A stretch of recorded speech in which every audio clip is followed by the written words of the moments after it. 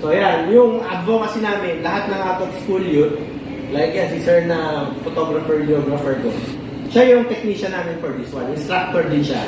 Yung pinaka mga out of school youth, imbis na nakakalat lang yan sa kalye, kaya namin turuan sila, maggawa ka ng ganito, para kayo, alam mo yung technology, at the same time, pag may client kami na medyo malaki yung orders, sila yung gumagawa.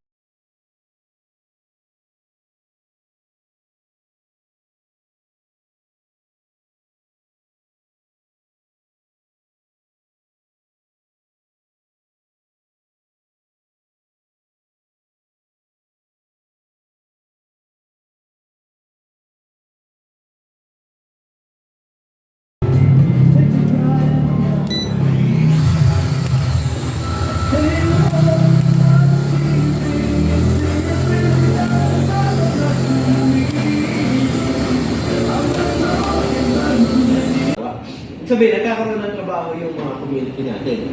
Ang advocacy naman namin sa military, yung mga malapit na mag-retire, hinibigyan namin ng free training yan sa AFP, sa office ng CRS before. Para pag-retire, may idea ka na, meron pala mga Filipino technology na pwede natin gawin. Lalo na ang capability ng military. Kung ito nagawa ng 5 years old, 7 years old, kaya yung military gawa ito. Plus, mas maganda yung gawa. Ito ka papasok ng 5 effects. Bigyan nyo na lang.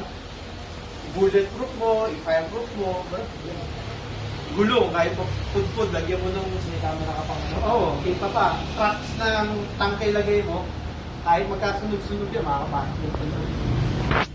Daming kailangan lang may maglabas sa online, sa market, sa community, maayos ng mga tao. Lalo na kung inventor, makapag-develop siya ng mas bago.